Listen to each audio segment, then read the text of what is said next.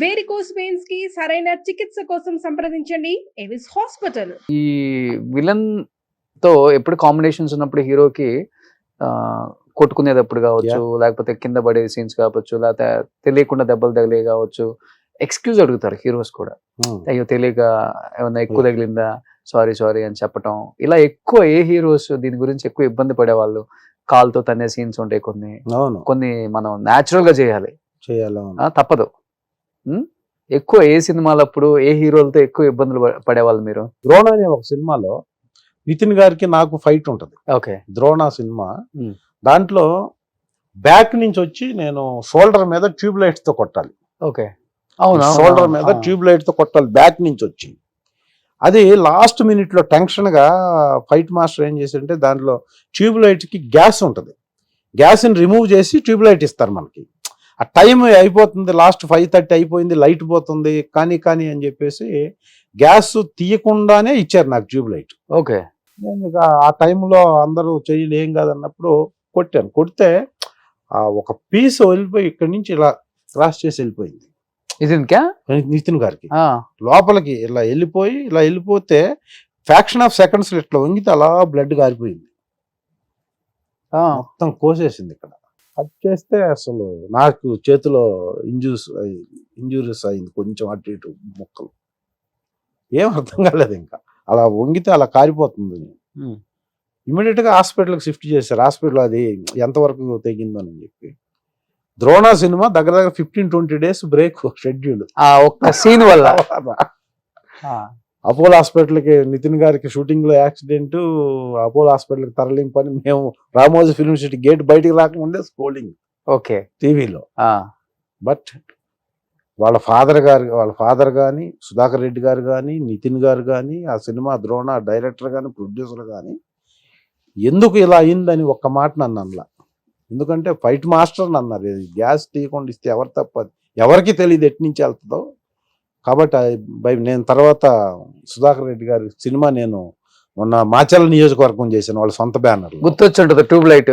అప్పుడే నేను వెళ్ళి సారీ ఇలా నువ్వేం చేస్తావు, అది బై మిస్టేక్ జరిగింది, ఎవరు ఏం చేయలేరు దానికి. ఓకే, తర్వాత చేయండి మళ్ళా సినిమా షూటింగ్కి వచ్చి చెప్పాను.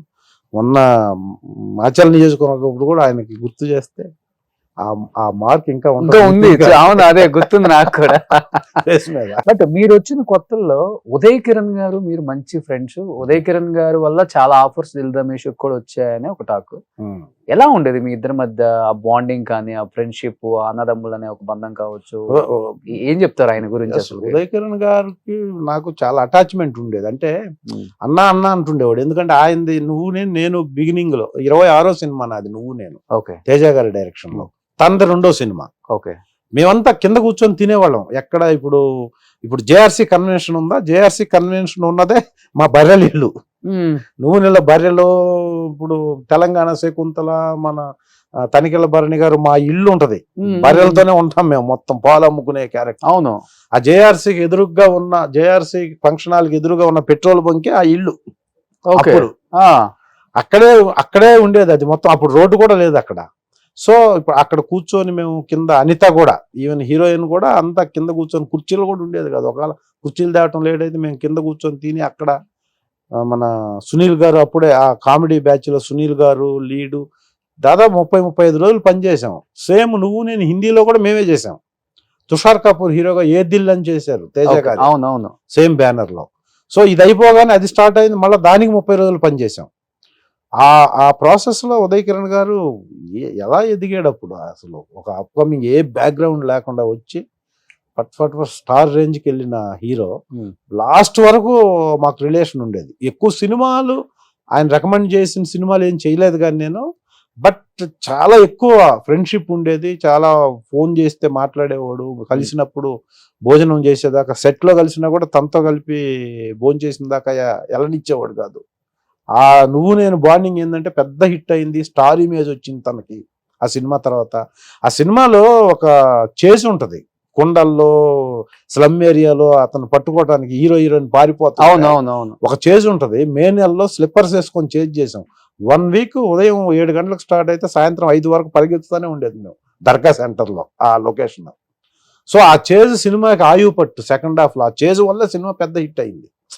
అది కలిసిన ప్రతిసారి అది గుర్తు చేస్తుండే ఏం పరిగెత్తారు. ఆయనకేమో ట్రూ హీరోకి యంగ్ చాపు, మాకేమో స్లిప్పర్లు నిక్కర్లు ఎండ అలా పరిగెత్తి అయినా కూడా షార్ట్ ఎండ్కి వెళ్ళేసరికి ఆయన కవర్ చేసి కొట్టే రేంజ్కి వెళ్ళాలి మేము. తేజ గారు అసలు ఒప్పుకునేవాళ్ళు కాదు. మీరు ఏం చేస్తారు నాకు తెలియదు, కెమెరా ఎడ్జ్కి వచ్చేసరికి కవర్ చేయాలి, మీరు హీరో గారి కాడికి రావాలండి. డిస్టెన్స్ లో నిలబెట్టేవాళ్ళు అయినా కూడా కష్టపడే చేస్తే ఆ చేసే సినిమాకి హైలైట్ అయింది. ఆ రికార్డ్ ఎప్పుడు ఉండేది ఉదయ్ కిరణ్ గారు లాస్ట్ వరకు అసలు. బట్ అంత క్లోజ్ ఉండేవాళ్ళు, అన్న అన్న అనేవాళ్ళు కదా. బట్ చనిపోయే మూమెంట్ లో ఏమన్నా కాల్ చేసి మాట్లాడటం కానీ, తెలియదు అప్పటి డిప్రెషన్ లోకి వెళ్ళాను, కొంత ఇబ్బందిగా ఉంది అని వెల్ విషెస్ తో చాలా మందికి ఫోన్ చేసి మాట్లాడారు ఆయన అని చెప్పి. అంటే అప్పటికి ఫోన్ చేశారన్నా? అసలు లేదు లేదు మీరు ఫోన్ చేయటం కానీ?